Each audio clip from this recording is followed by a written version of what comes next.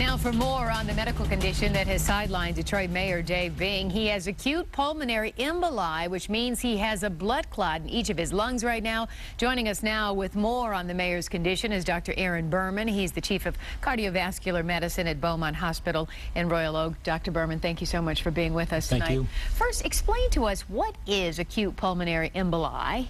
Well, the term pulmonary embolism refers to a clot that travels usually from the veins in the legs up to the lungs. It lodges in the pulmonary artery, which is the artery that feeds the lungs and where blood gets oxygen from the lungs. How dangerous is something like this, and can this be life-threatening for the mayor? It certainly can. If it's not recognized and treated, the mortality, the risk of dying from a pulmonary embolism is close to 30%. If it's recognized and treated appropriately, the mortality is just a fraction of that. So the fact that it was diagnosed promptly in the mayor is much to his favor, and he should do well. Now, tell me this, what kind of treatment should he expect? And you know, I know we've said that he's going to fully recover, but I mean, what's he going through right now? What he's receiving is either intravenous or subcutaneous blood thinners, either something called heparin or something called Lovenox, which doesn't break the clot up but prevents new clot from forming and allows the body's own mechanisms to break the clot up. Now, you know, the mayor has a very stressful job. He's been going through a lot of stress lately dealing with the controversy around the city. So how quickly can he get back to his regular routine as mayor? I would suspect several weeks of recovery, and he should feel well enough to get back to his usual work. Now, for the general public, I mean, what should we think about something like this? I mean, could this happen to one of us? Well, it could, but not likely. The risk of pulmonary embolism in the general population is really low. It's well less than 1%, closer to 1 in 1,000. But there are some risk factors, and some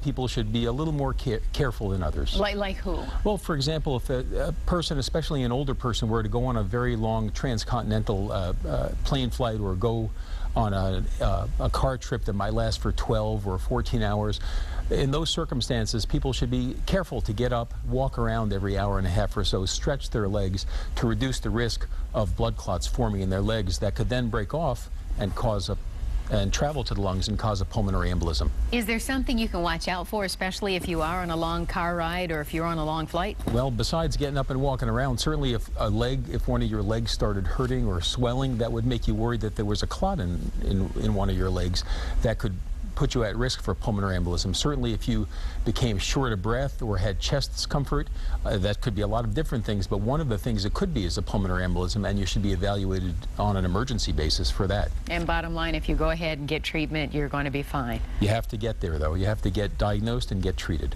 Quickly. Yes. All right, thank you so much. Thank you. Dr. Berman, for joining us tonight. Really appreciate your medical expertise. Stephen, I'm going to send it over to you.